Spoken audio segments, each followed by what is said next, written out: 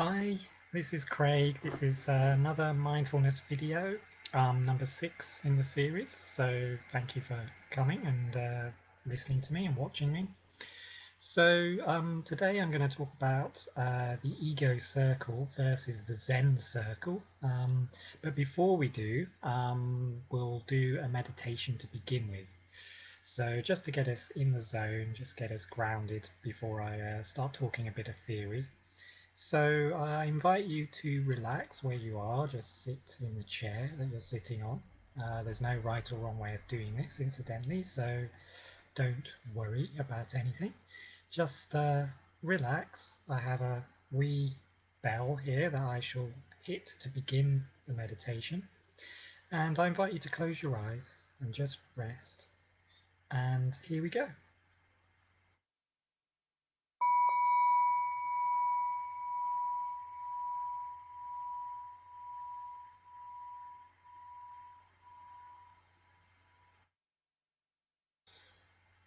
So just begin by noticing your breath. Just notice your in-breath and your out-breath.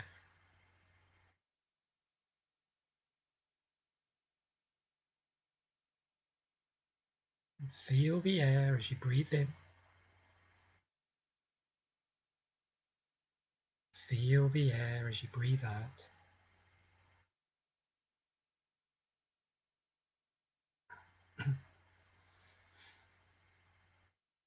Breathing in, you know you're breathing in. Breathing out, you know you're breathing out.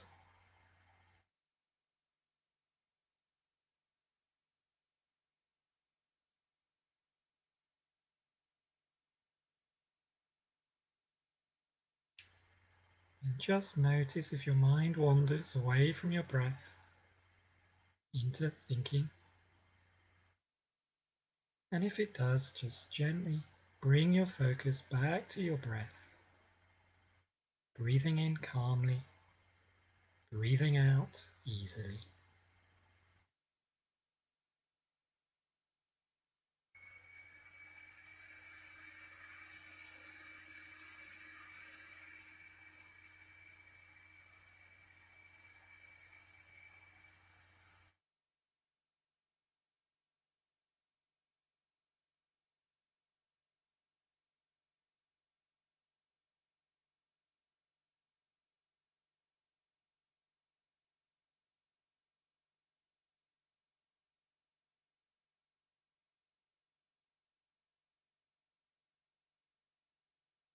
Notice as well the chair that you're sitting on,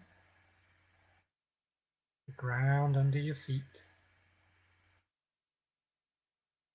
Just tune in to your body,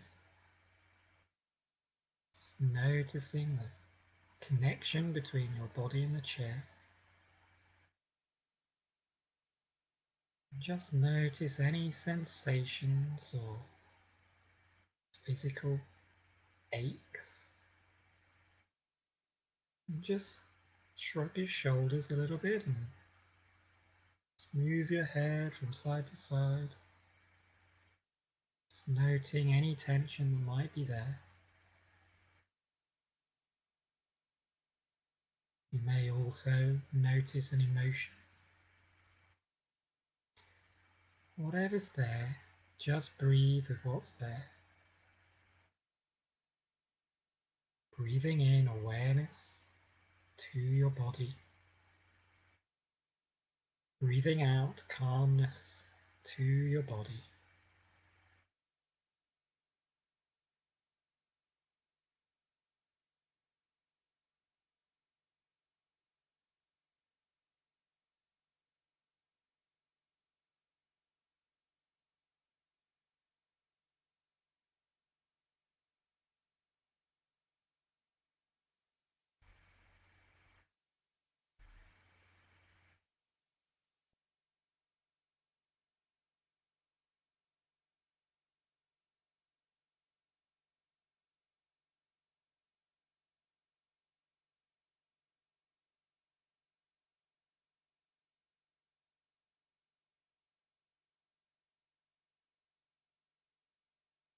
Notice as well the rise and fall of your abdomen as you breathe in and breathe out.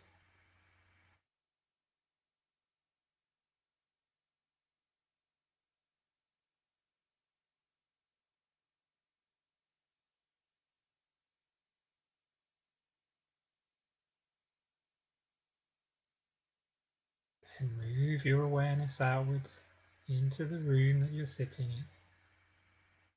Just noticing any sounds, just listening.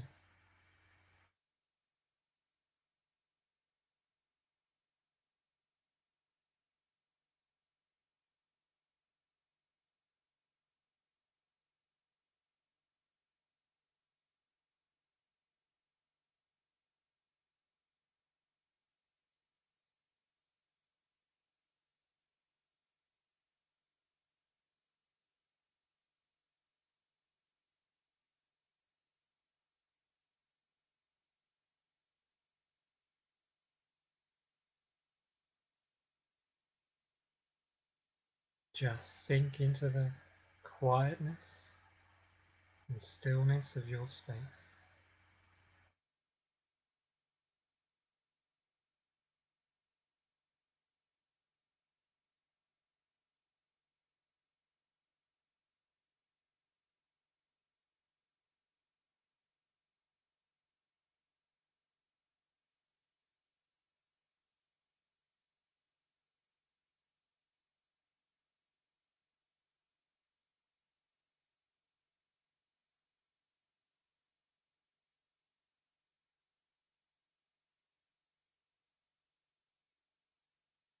Again, just return to your breath, feeling the air as you breathe in, feeling the air as you breathe out.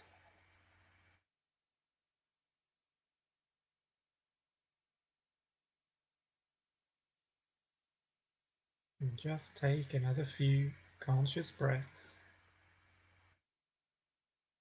enjoying the present moment.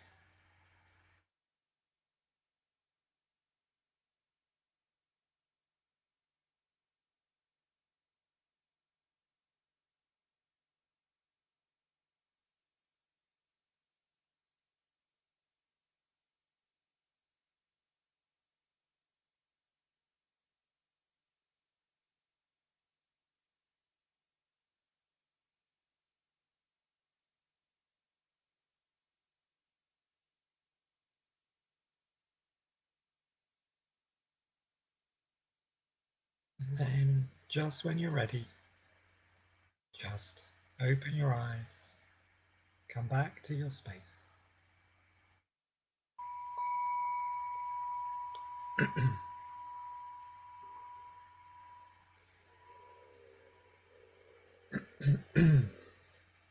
Excuse me. Okay, so thank you for that meditation. It was about 8 minutes. Just a little meditation to ground us, get us into the moment, practicing our mindfulness. So when we're in our mindfulness, we're present. We're using our awareness to feel the chair that we're sitting on or hear the sounds in the room. And we're present. We're with our bodies. We're not in our head thinking about past or future. And so you could say you're conscious, you're awake, you're aware. And this is kind of what I want to talk about right now. I'm going to give an example, but there's always two ways of dealing with situations that come your way, you know, how we react to a situation. So an event can happen, and I'm going to give an example of sitting in a waiting room waiting for a dentist appointment. And so you get there in good time and you're sitting there and you're quite happy in the chair you're sitting on, and you're feeling that, and you're breathing and you're practicing your mindfulness because you're just sitting in the waiting room. Great opportunity to practice your mindfulness, catching those thoughts as they wander off. And you're awake, you're aware, and your appointment was due for like 10 a.m. and you got there in plenty of time, so you're fine. And so you sit there for a while, and 10 o'clock comes and goes, and then 10, you still haven't been seen, and then 10, you still haven't been seen, and then it gets to 10. And what tends to happen in these situations is we start to lose our presence, we start to lose our mindfulness, because we go up into our head and start analyzing what is going on. So you could say that we've gone from a Zen state, or what I call the Zen circle, into an ego state, or what I call the ego circle. So when we're up in our ego, it's when we're starting to think about the situation. We're losing the present moment. We've lost our awareness in some ways. We're kind of up here in our head, and so we become what our thoughts are saying. And so we lose sight of the waiting room, or our breath, or the chair we're sitting on, and we're there mulling over what's happening.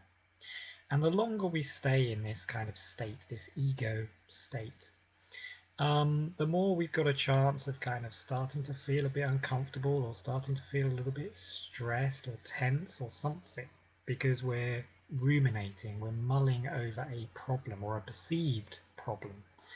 So there's always clues. This is the brilliance of the ego, and the brilliance of mindfulness is you can become aware that you're up here, and you can choose, if you're aware that you're up here in your head, to come out and to go back to a Zen state, which is just sitting, just breathing, just being mindful. And that can really help you in all sorts of situations, but we're talking about a waiting room. So some of the clues, I'm going to go through them for you. These are moments where you can notice that something's not quite right. You've lost your Zen and you've gone up into a realm of thinking.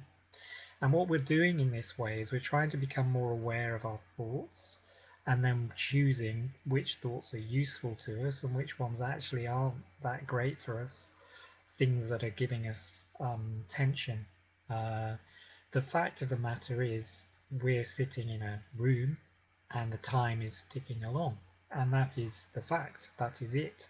But we start to judge these situations, we go into our ego, because we're actually seeing things as a threat, and that's why we go into our ego. It's kind of our old fight and flight mechanism.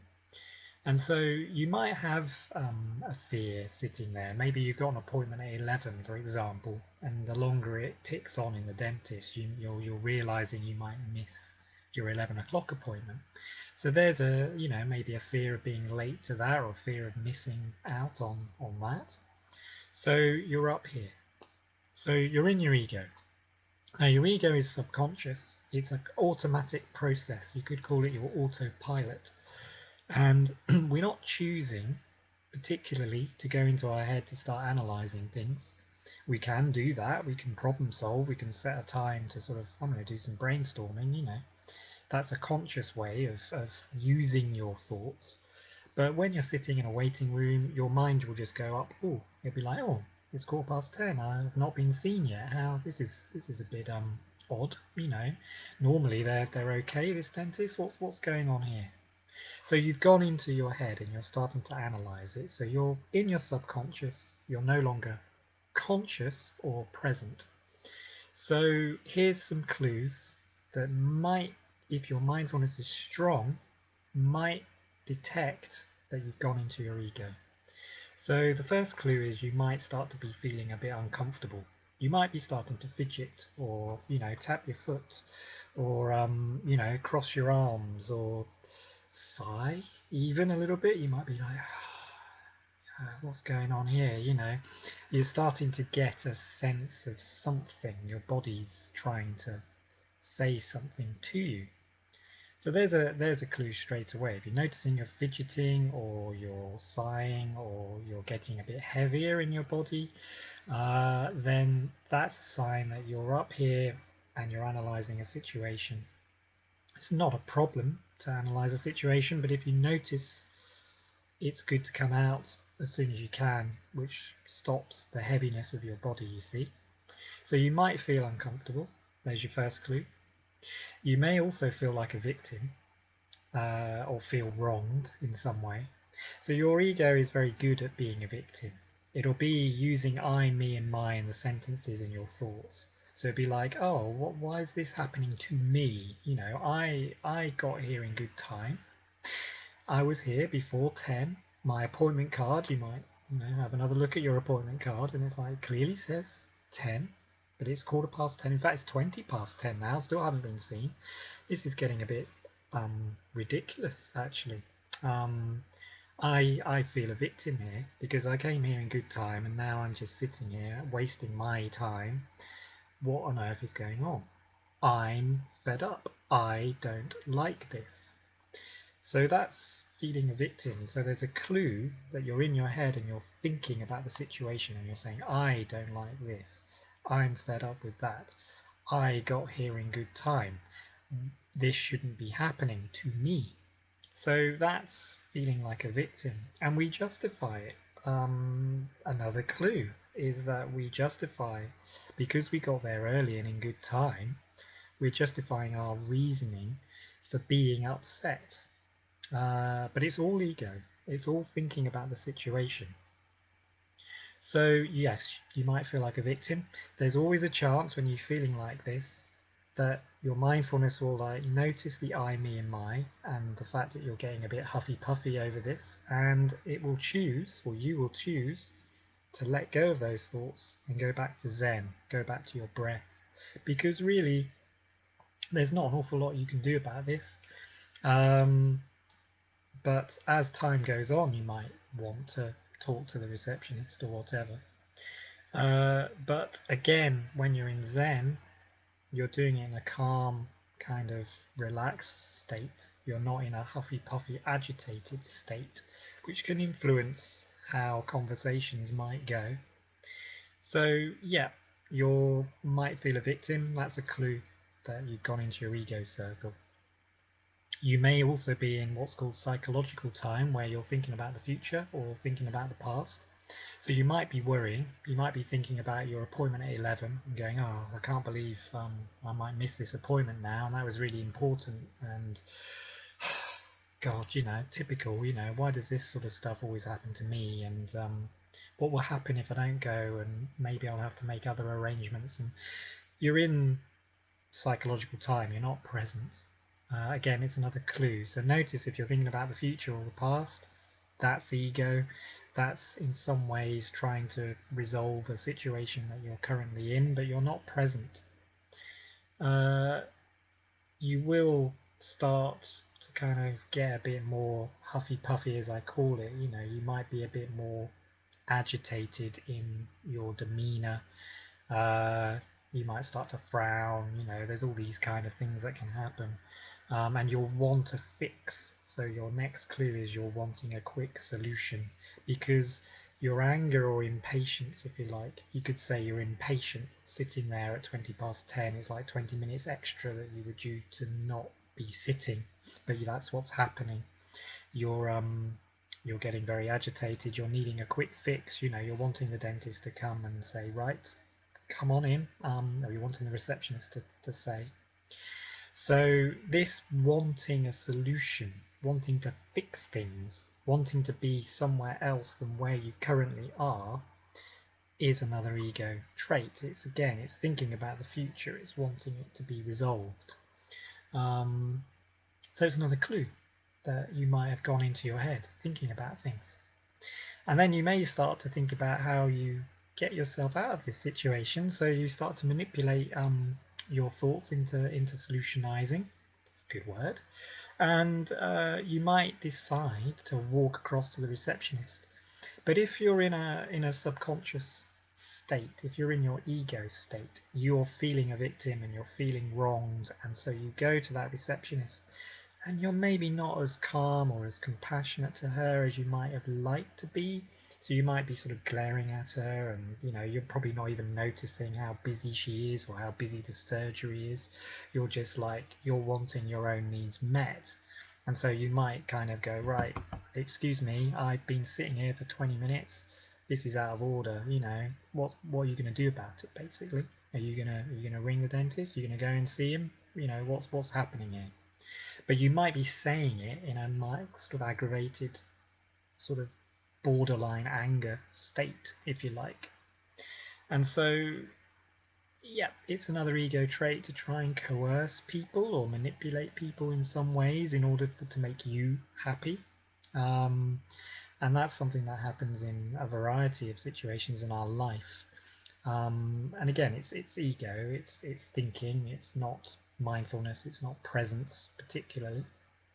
It doesn't mean that you don't go and talk to the receptionist, and I'll come to that when we talk about the Zen stuff. So in ego, you're agitated, you potentially tense, you'll want a fix, you'll be justifying reasons for being in your ego. So you will be thinking about yourself, but you might have physical tensions. There's a fear underneath all of this, fear of being late, uh, whatever it is, there is a fear. And so round and round we go in this ego circle. You can have many thoughts, ruminating, round and round it happens. The longer you're in there for, the more agitated you're going to get, the less presence you are going to have for yourself and for others. As I say, your kindness and compassion goes out the window. You're more kind of focused on yourself. So you feel heavier. There's problems, there's judgments everywhere. We know in mindfulness that non-judgment is a practice, but we're judging the dentist, we're judging the receptionist, we're judging the fact that we're sitting there, we're judging all sorts of things. So then you do finally get seen, maybe at 10:30, kind of grudgingly glaring at the dentist, and then you leave the dentist and you get in your car and you start driving towards your 11 o'clock appointment, but you're rushing because you're worried about getting there on time. And you're also in your head probably still dwelling on the shoddy service that you've had at the dentist. And so you're still in the past with your thinking. So you're not really mindful or aware of the car or the drive or anything like that. You might get to A to B, but you'll get to B and you just won't have known how you've done it. And afterwards as well, you might sort of feel a bit, when you have finally calmed down, you might feel a little bit guilty perhaps because you were a bit, aggressive towards the receptionist or the dentist. And you feel heavy from that. And if you haven't let go of the dentist and you're still thinking about it, you're kind of dragging that heaviness along with you. So your next appointment at 11 might not be as fun or as calm as it might have been because you're still kind of half at the dentist or half huffy puffy from it. You've not shaken that loose yet. And so this heaviness can carry on through your day. And if you imagine that you're having all these kind of things happening to you a lot of the time, you're going from one thing to the next, well, one bit of drama to the next bit of drama. By the end of the day, you're pretty tired, you're pretty drained. This is what the ego does. It's trying to help. It's trying to fix things for you and help. And in certain situations, it's fine to go into your ego. We're not trying to get rid of it particularly. We're trying to notice that we go into it and then make a choice about whether we stay in it or we come out and tend to ourselves, give ourselves compassion, give other people compassion, kindness. And so that's one way of looking at it. You're in your ego, you've been annoyed at the dentist, you've left it, you're still thinking about it, you're thinking the whole thing is awful, and that's ego. So your day is a bit kind of on the negative bias, and it's a bit kind of, it's not good for you physically or emotionally in any shape. So the other way of looking at this same issue is to be more Zen. So the Zen circle. So as a Zen person in that dentist waiting room, you would be sitting there patiently. So you'll notice that the time is now 10:20 and you haven't been seen, but you're accepting of it. You're not judging the situation. You're just like, oh, okay, curious. 10:20, I've not been seen yet. That's unusual. But you know what? This is great practice for me to breathe and be mindful and just sit and feel the chair I'm sitting on. I could look out the window, or I could, listen to the the music that's playing in the waiting room or whatever. Let me focus on something in the moment, because I'm beginning to notice that there's a slight tension coming in. So, but I'm not taking any personal affront to this, it's fine. I'm not in a drama or anything. I'm not in my head judging anything. So I'm still quite gentle. I'm still patient. And I'm empathic to the dentist and the situation. I'm seeing that they're busy. I'm noticing that the receptionist is rushed off her feet, actually. She's running about all over the place. I'm noticing this. So I'm sitting and I'm calm. So I don't need a quick fix. I understand that I'm not going to be sitting in that waiting room forever. It's longer than I had anticipated, but this is the situation. This is what's happening now in the present. It is 20 past 10. So, okay, let's just see what happens here. And so you have more curiosity as a Zen person. You're sort of more like intrigued by this situation than annoyed at it. You're kind of sitting there and you're like, okay, this is curious. Maybe this appointment at 11 isn't the most important thing. The universe is teaching me patience here, or it's teaching me to sit, and maybe maybe there'll be another opportunity. Maybe I won't need to do this thing at 11. How interesting. It's good to look at the world in that way, like it's all an adventure, really. We don't really know why the flow of the river of the universe, if you like, guides us in certain ways. And at the time, some things might seem horrendous or difficult, or make you annoyed, but they guide you and they teach you something, and they push you into other areas. So you may, when you leave your dentist later, bump into someone, for example, on the street outside who you wouldn't have bumped into if you'd had your appointment at 10. And so there starts a whole new kind of journey. And maybe you were meant to see that person or not. So it's good in a way to kind of have an open mind and look at things in the world like that. You don't get tense or upset. You're looking at things with curious eyes. So you are present, sitting there in the chair. You're not subconscious or autopilot-y. You're noticing how you're feeling, and that's brilliant, because you might notice there is a bit of frustration because you are going into your head going, not too sure about this 20 past 10 thing. Let me stop, let me breathe, feeling frustration, breathing in frustration, breathing out calmness. This is great mindful practice. This is what it means to be Zen. You're noticing what your body's trying to tell you. So you're mindful of your feelings. You're also mindful of other people's feelings as well. So you might notice that the person across from you has also not been seen by the dentist, and he's getting really annoyed, and you're noticing this, and you might think, oh, yeah, I can see the atmosphere in this waiting room is starting to change. Maybe I can send kindness. Let me breathe in this atmosphere and breathe out calmness and kindness, and smile. Let me smile at that person.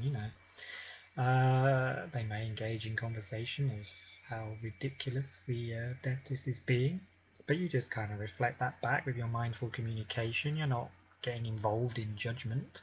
You're just like, yeah, this is unusual. I'm noticing that this is making you a bit agitated. They may have a story to tell, but you're not getting tense or stressed. You're in this. You're fine. You're coping admirably in the waiting room. So you're connected to people, and you're acting in a selfless way. You're not up here thinking about me.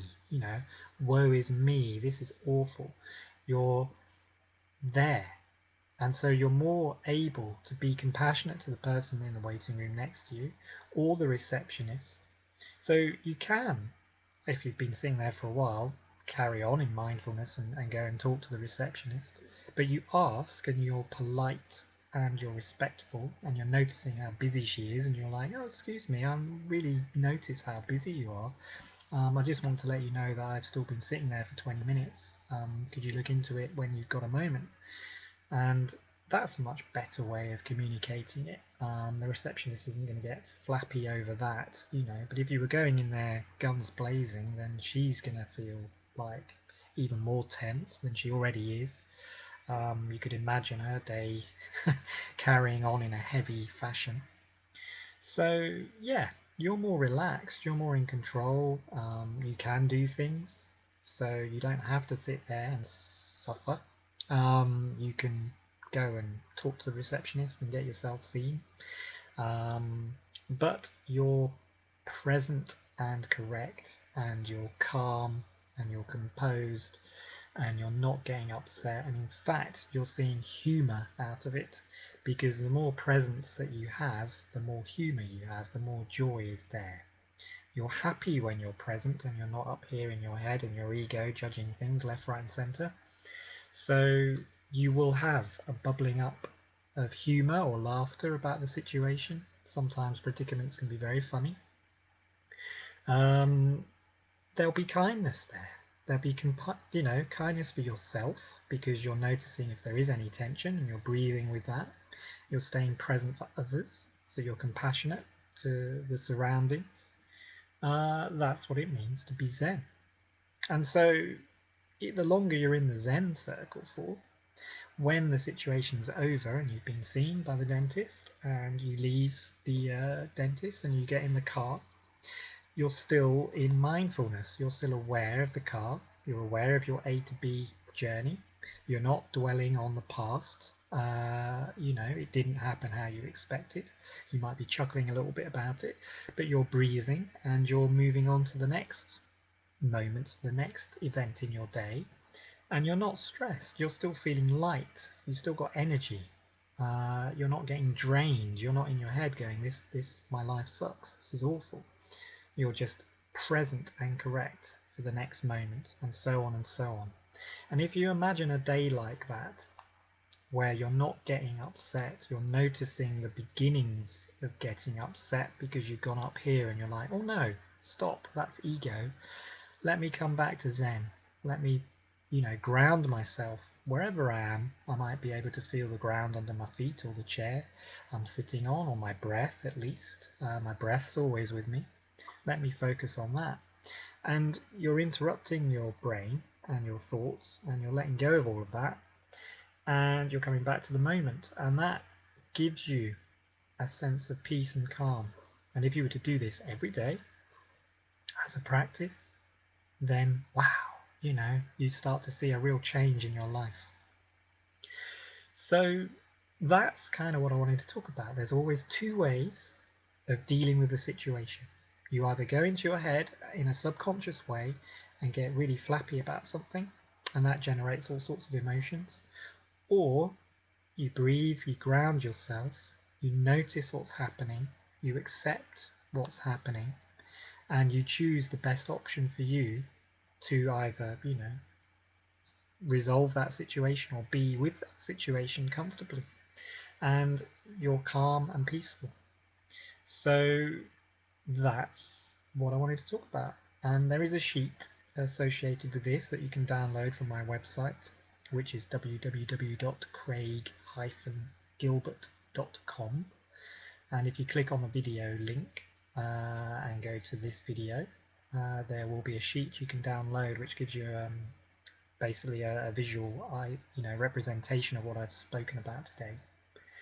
And so yeah, there we are. You find your life is a constant yo-yo between ego and Zen, but the more Zen you can be, the better for you. So thank you for watching, and thank you for listening, and I hope it was useful, and I will see you again another time. Take care. Bye bye.